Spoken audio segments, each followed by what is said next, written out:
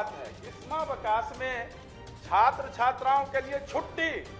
हमको लगता है विश्व में पहली बार ये बिहार में प्रयोग और अनुसंधान हो रहा है विभाग द्वारा, जो कि छात्र छात्राएं नहीं रहेंगे लेकिन शिक्षक शिक्षिकाएं विद्यालय में पता नहीं क्या करेंगे हम।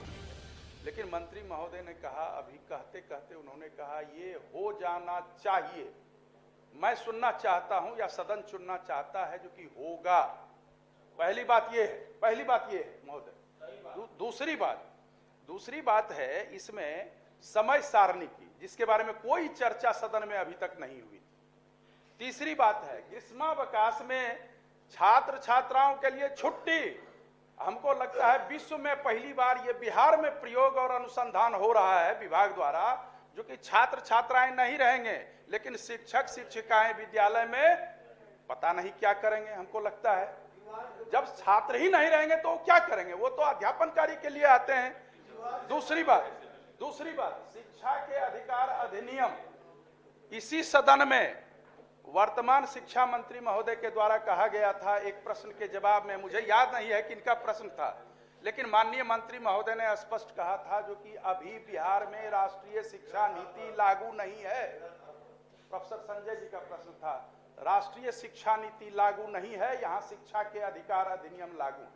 लेकिन विभाग राष्ट्रीय शिक्षा नीति के तहत जो राष्ट्रीय पाठ्यक्रम संरचना है एनसीएफ, उसके कुछ अंश को, जिसमें शिक्षक परेशान हो, छात्र परेशान हो, अभिभावक परेशान हो, वो लागू कर रही है, जबकि वो राज्य में लागू नहीं है, राज्य के कैबिनेट से उसका अनुमोदन होना है। तो ये सब ऐसे प्रश्न हैं जो अनछुए हैं। सदन में एक बार भी मंत्री महोदय इसकी चर्चा नहीं हुई है।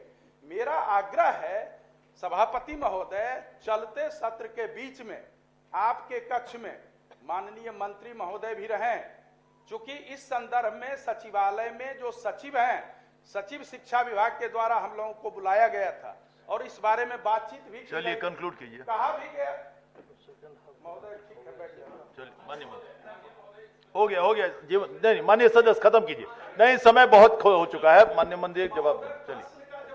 आ जाता उत्तर में तो इतना मुझे नहीं कहना पड़ता। अब तो प्रश्न ही नहीं देंगे हम लोग महोदय, क्यों प्रश्न देंगे? देना ही उचित नहीं है प्रश्न। चलिए सदन की